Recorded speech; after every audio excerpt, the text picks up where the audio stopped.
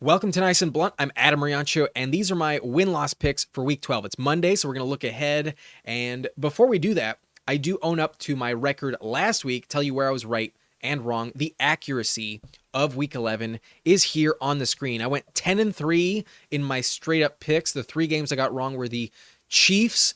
They did not beat the Bills. In the regular season, Josh Allen does have Mahomes' number. Meanwhile, the Chiefs always win in the playoffs. So that is the trend I should have kept in mind, but I thought maybe it would be bucked. Maybe the Chiefs could actually go undefeated, but it doesn't happen. They suffer their first loss to Buffalo and a 9-point victory, 2-score lead.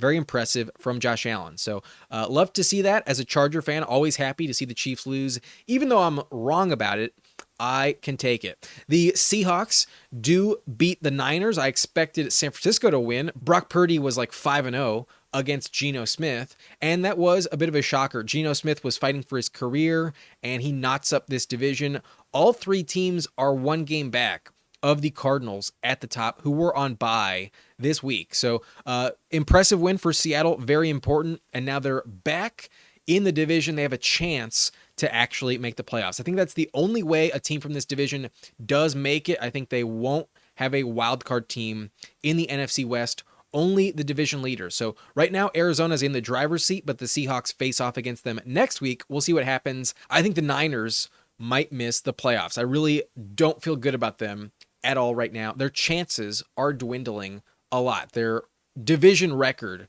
will be at best 3-3 if they win the last two games between the Rams and the Cardinals rest of season. So Niners, a bit of a Super Bowl hangover. Injuries play a factor. The Saints did beat the Browns. I did take Jameis Winston in a revenge spot, and that was the wrong call. In the fourth quarter, holy shit, their offense was amazing. New Orleans dominated, and Taysom Hill had one of his best games in his career. So he might be the missing piece. This offense might be a juggernaut. Now that they fired the head coach, the OC has taken over, and Clint Kubiak lighting it up, 2 straight wins for New Orleans. So those are the 3 games I got wrong. New Orleans has shocked me 2 straight weeks. The Seahawks were a surprise, and then betting against the Kansas City Chiefs was the wrong call this week. Otherwise, I got all 10 other games correct, and I did take the Eagles. Their defense is amazing. Jaden Daniels still lingering with that rib injury. I did take the Steelers as well, and they find a way. Justin Tucker's missed field goals, though, were a big reason why. Russell Wilson almost coughed up this game. His turnover in the red zone was egregious. If not for the turnovers forced by the Steelers defense, Russ would have cost them the game. So Lamar probably should have won, but it just didn't happen. Mike Tomlin continues to own the Ravens. The Packers find a way to win a blocked field goal at the end. They're still undefeated in the Matt LaFleur era over Chicago. So a lot closer than expected, but still the outcome we all anticipated. The Bears still look like the JV team compared to Green Bay. The Lions at 52-6, Jaguars didn't have a chance. The Dolphins do beat the Raiders comfortably, and that was kind of what we expected as well. The Dolphins have a chance. They might make a run for the wild card spot. The Rams do beat New England. Only 28-22. It was a 1-score game. And Drake May is a bit more impressive than we expected. He looks legit as a rookie. So I like what I'm seeing from New England. They just don't have enough pieces. The Rams on the road, short week, early time window, did enough to get the win. That's all that matters from LA. The Colts do get the win, a 1-point victory over Aaron Rodgers. Anthony Richardson looks better than Flacco substantially. The Broncos do beat the Falcons by demolition. Like, holy shit, this is a massive win for Denver. Completely shuts out the Falcons in the second half. Once Darnell Mooney got hurt, it was kind of a nail in the coffin. The Falcons, with a bye next week, kind of checked out a little early. So very nice win from Denver. They can beat almost anyone at this point. The Vikings, though, did beat the Titans, and Darnold's still not quite impressive enough to have me convinced that they will win any playoff games. But their defense is great, with the exception of a touchdown from Nick Westbrook-Akine that was like 90-plus yards. They did do what you expected against Will Levis. So Vikings get the dub. They're a playoff team, but I don't think it goes further. Kind of like that Kirk Cousins season, probably one and done in January. The Chargers do get the win. I also picked them to win, and my home team almost coughed it up. A typical Charger game up 27-6. You know it's not over 27-27. They find a way. They get the final score. They win by a touchdown. So that game probably seals it. I think the Chargers are now a lock for the playoffs. Bengals were one of the only real threats to actually bump them, in my opinion. So good win for me and the Chargers. I go 10-3, and we did take Houston tonight on Monday. The game has not yet taken place as of this recording. I did take the Texans, and that feels like the obvious bet. That's what you guys took as well.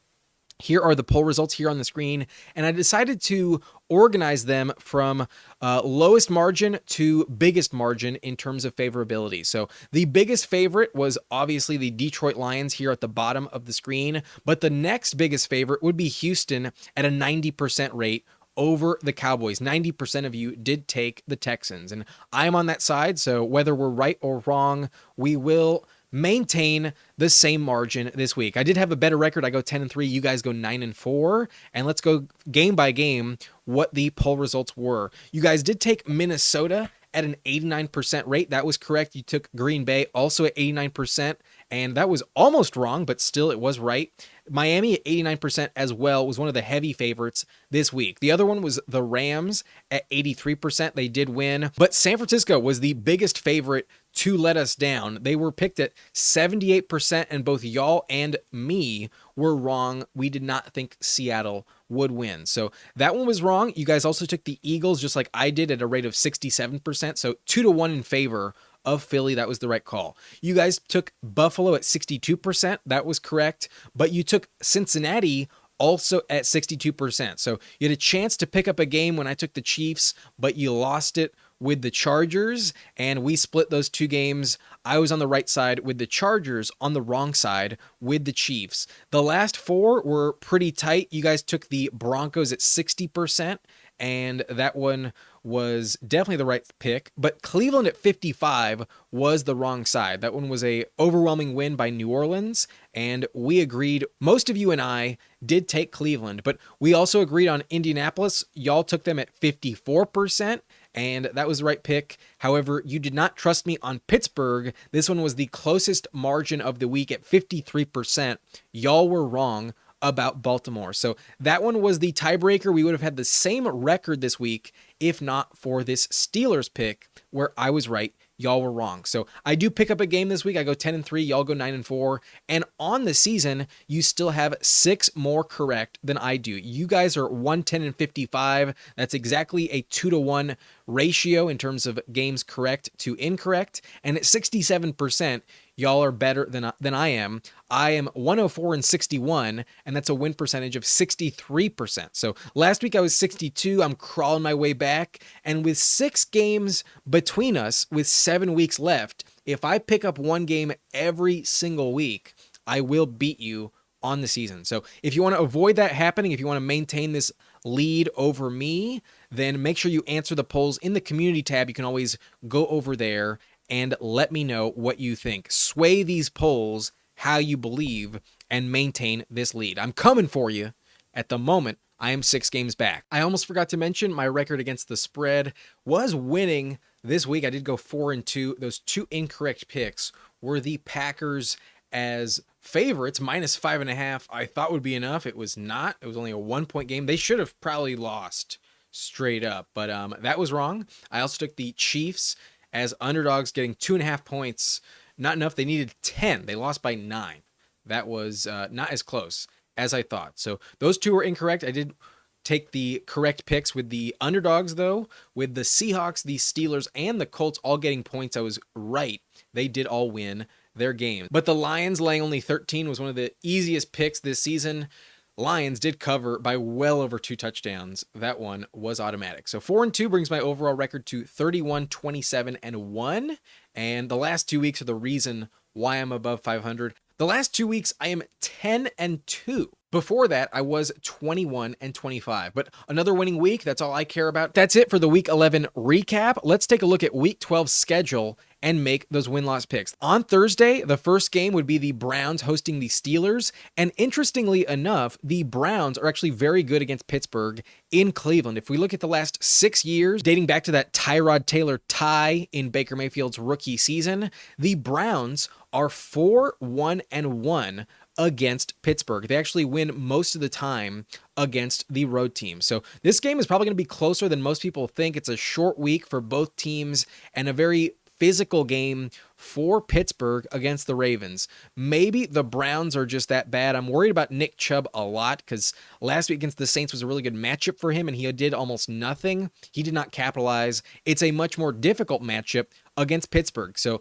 I would be worried about some turnovers for Cleveland. That was the Achilles heel for the Ravens last week, and I do trust the Steelers defense to play very well. So Mike Tomlin will keep this game very low scoring.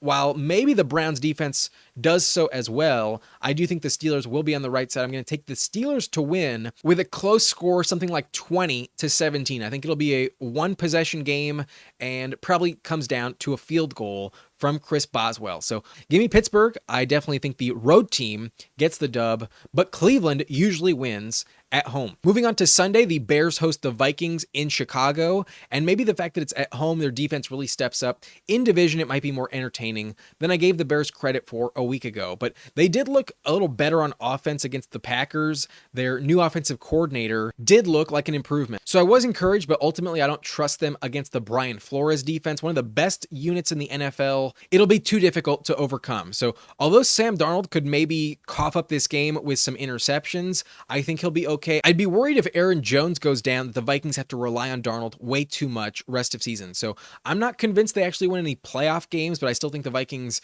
will make the playoffs. They've been really good this season on the back of their defense. I think they will get the dub here. So I'm going to take Minnesota. I do think they're the better team. Definitely the better coaching staff by a wide margin. Let's hope the Bears have an offensive coach. Next year, I think that is really important for them to change. The Colts stand no chance against Detroit. The Lions are probably the best team in the NFL, definitely the favorites for the Super Bowl at this point. So I think they win comfortably. Anthony Richardson probably doesn't look as bad as the Jaguars or the Titans did against Detroit, but I don't think they'll be as good as the Texans were a couple weeks ago. So Detroit will sweep this division. The AFC South has no chance. It'll probably be like a 40-30 type of game, but still the Colts defense will not stop them at all. The Lions will score at least 5, if not 6 touchdowns, but it's been 7 or 8 against the Jags and Titans. It won't be as embarrassing against the Colts. The Dolphins host the Patriots, and the Patriots always have a hard time beating Miami in Florida, and it'll probably happen again. Maybe it's the weather, the humidity gets to them. I'm not quite sure what is the specific reason, but with Tua and Mike McDaniel, the Dolphins have owned New England, and that was with Bill Belichick. I think it'll repeat. The first game against Mayo was actually really close, but it was 2 backup quarterbacks. It was Brissett versus Huntley, and the Patriots almost won, if not for a heel tap out of bounds by Jalen Polk at the end of the game. So it could come down to a similar outcome this time around, but I do think the Patriots will look a lot better on offense with Drake May, but so will the Dolphins with Tua. So I think it kind of cancels itself out. The Dolphins will win, maybe not by blowout, but in Miami, that's usually what happens. I will predict that that continues. So give me the Dolphins over the Patriots in Miami. That's usually the side the home team typically wins. The Giants will be hosting Tampa, and both teams are off a bye, so I don't think any benefit of benching Daniel Jones for Tommy DeVito really matters here. Maybe Brian Daboll is really by far, in a way, the better coach. I don't trust the Bucs defense in all honesty, but Malik Neighbors and Tyrone Tracy aren't going to have enough to fire back with if Mike Evans is actually back on the field. So Baker Mayfield, definitely by far the better quarterback. I don't trust Tommy DeVito. It's a nice story. It's funny, but the homemade cannoli will be a consolation prize, not a winning dessert for the Giants. So kind of a weird fucking thing for me to say, but yeah, I don't really give a shit about Tommy DeVito beating Baker. That's not going to happen. Give me the Bucs. 100%. There's still a shot for them to make the playoffs. They need to beat bad teams like this. So give me Tampa. I will take Baker over Tommy DeVito. Washington will be hosting Dallas, and the Cowboys are 12-4 against Washington over the last 16 games. But a lot of those wins came with Dan Quinn as the defensive coordinator, and Dan Quinn is now the coach of Washington with a fresh slate in the Commanders building with extra rest. They played last Thursday. The Cowboys off a short week. They're playing tonight on Monday. The Commanders will dominate. I think Jane Daniels will be well rested. His rib injury not as painful, and I think he will get back to running it. Even if he doesn't, Terry McLaurin will dominate the Cowboys. So definitely taking Washington. They're a far better team. If we see Trey Lance under center, then Dallas has basically waved the white flag before kickoff. So I could expect that to happen. I think Trey Lance will be the starter at some point for Dallas. It could happen as early as this week. I'm definitely taking Washington because Dan Quinn knows that team so well. He will definitely give them a lot of problems. So Commanders demolish Dallas. Cowboys, one of the worst teams in the league, rest of season. The Panthers are an interesting pick here, but odds are they don't pull the upset over Kansas City. I would love to see it happen. It'd be hilarious if Carolina off a bye actually beats the back-to-back Super Bowl champions. But not expecting that to happen. I'm definitely going to go with Mahomes here. Off a loss to the Bills, I really doubt they fall flat. So I will take Kansas City. They're going to demolish a terrible team. Carolina with maybe Jonathan Brooks and Adam Thielen back, still not enough to trust them. Bryce Young has won 2 in a row. It will not be 3. I'm definitely taking the Chiefs over the Panthers.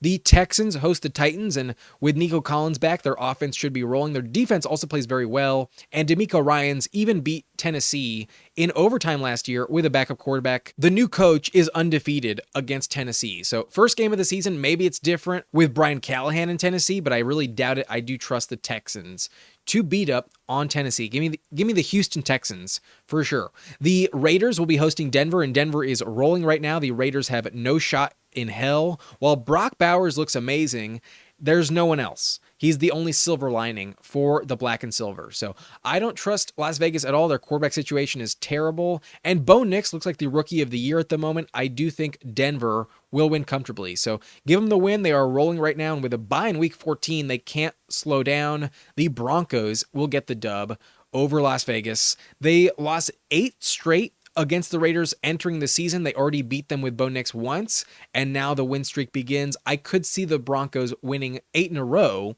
over Las Vegas to compensate for 8 straight losses before this season. So definitely give me Denver. I will definitely take Bo Nix and the Broncos. The Packers host San Francisco, and Matt LaFleur is actually winless against Kyle Shanahan in the playoffs, but in the regular season, he's 2-1, and this game, I think, will continue that trend. I do believe the Packers will beat San Francisco. The Niners, I don't think will make the playoffs, and this is a big reason why. The Niners look like a very average, mediocre team this season. So with all their injuries, I don't trust them.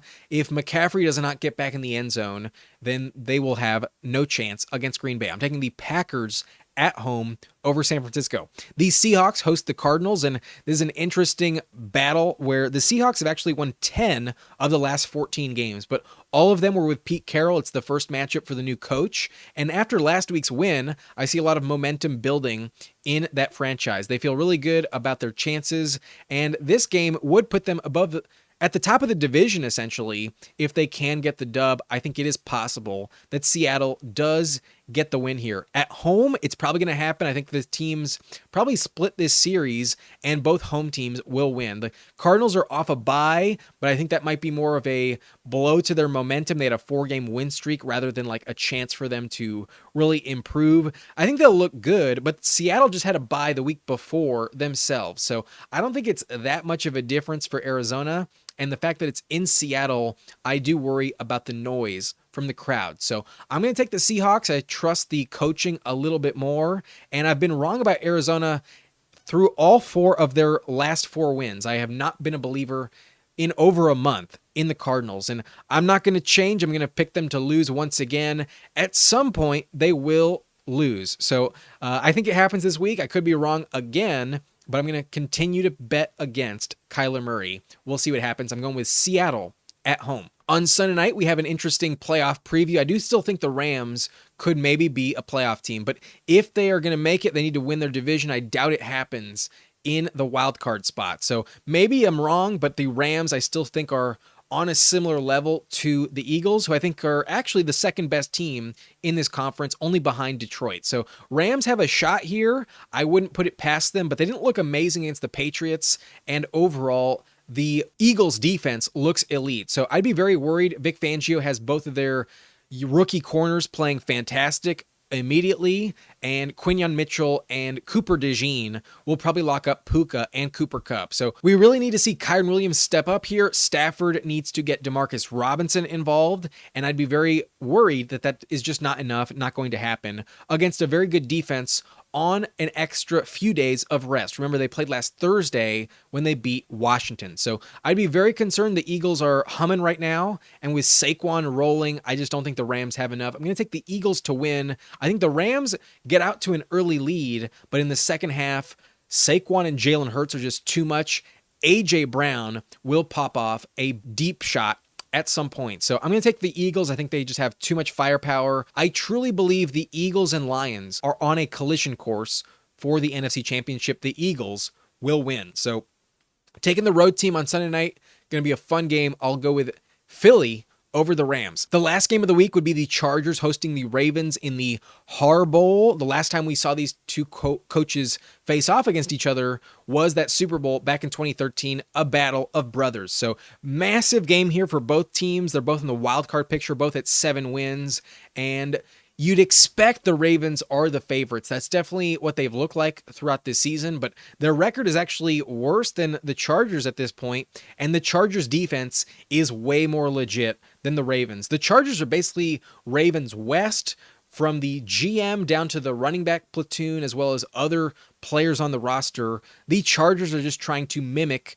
the formula of the Ravens. They don't have Lamar Jackson, but they have an elite quarterback in Justin Herbert, and I think he will pick apart the Ravens secondary, just like he did last week against the Bengals. If you recall, the Bengals were a 1-point loss to the Ravens a couple weeks ago, and the Chargers just beat them by 7. So I could see a similar situation. The Ravens defense just has no answers, and although their offense plays very well, the Chargers go toe-to-toe back and forth. It probably comes down to the final possession for these two teams. And given I'm a Chargers fan, I'm going to be in attendance. I have tickets for this game. There is no way I am taking Baltimore. I'm going to stick with my team. I'm a Chargers truther. Last week it paid off. I think they actually could challenge Kansas City for the division if the Chiefs drop another game.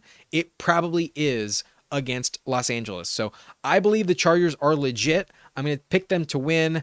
I get it. It's a close one, but against brothers, this game will be close, and I'm going with my favorite team in the NFL. Give me the LA Chargers over the Ravens. As I mentioned, there's 6 teams on bye, so no Jets, no Jaguars, no Falcons, no Bills, no Bengals or Saints this week. Here are the 13 games and my picks for each of them. I'm taking the Steelers to win on the road over Cleveland, but a close AFC North game, probably within a field goal, is the margin.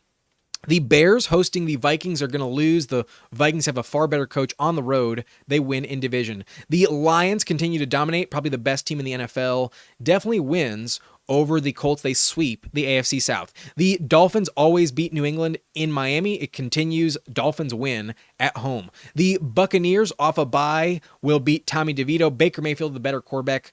The Bucs win on the road. The Commanders win at home over Dallas. Dan Quinn gets some revenge over his former employer. The Chiefs bounce back, an obvious win. The Carolina Panthers could pull the upset of the century, but I doubt it. The Houston Texans will win at home. DeMeco Ryans remains undefeated against Tennessee. The Broncos will beat Las Vegas. Bo Nix, by far the better quarterback. The Packers will beat San Francisco. The Niners' playoff hopes are on the line. The Seahawks, I think, will win a close one over Arizona. The 12s are the difference. Home field advantage will decide it in this division. The Rams host the Eagles, and the Eagles win on the road. The Rams won't stop Saquon, and the Eagles defense could shut down Puka Nacua. Lastly, I'm taking the Chargers. Jim Harbaugh gets some revenge for that Super Bowl loss. Those are my picks this week. Let me know what you think in the comment section, where you agree and disagree. But before I go, I also give you 6 picks against the spread. Here they are. I mentioned that Steelers-Browns game is going to be a very close, very tight AFC North battle, and for the Browns to get 4 points at home when they're 4-1-1 in their last 6 games versus Pittsburgh in Cleveland, I think that is enough for me to take them. I was right about them beating the Ravens a couple weeks ago, and given they're getting 4 points, I think they keep it to 3. I think they lose, but I will take the Browns +4 to cover. I think the Chargers are going to win straight up, so as 3-point underdogs, while it probably is a push, they probably lose by a field goal. I will take the Chargers +3. I'm going to stick with my favorite team to get the dub. The Seahawks are essentially a toss-up against the Cardinals, but 1-point underdogs. I will take Seattle +1. I doubt that pushes. You might as well take Seattle money line. The point spread is pretty irrelevant. At +1, it doesn't really matter. The Packers, I do think, win by well over a field goal, so -2. I will take the favorites here. Packers do cover against San Francisco. The Broncos, I think, will win by over a touchdown against Las Vegas. Give me the Broncos -5. That one feels very obvious. And lastly, while maybe the Buccaneers defense is just that terrible and Malik Neighbors and Tyrone Tracy really dominate, I do think Baker will get it done. As long as Mike Evans is healthy, I will stick with this pick. Give me the Buccaneers -5. I think they win by a full touchdown. So those are my picks against the spread. The Browns +4, the Chargers +3, the Seahawks +1, the Packers -2, the Broncos and Buccaneers both -5. That's going to be it for this video. If you enjoyed, hit that like button and subscribe to the channel for more content like this. My name is Adam Riancho, and thank you so much for watching. Nice and blunt.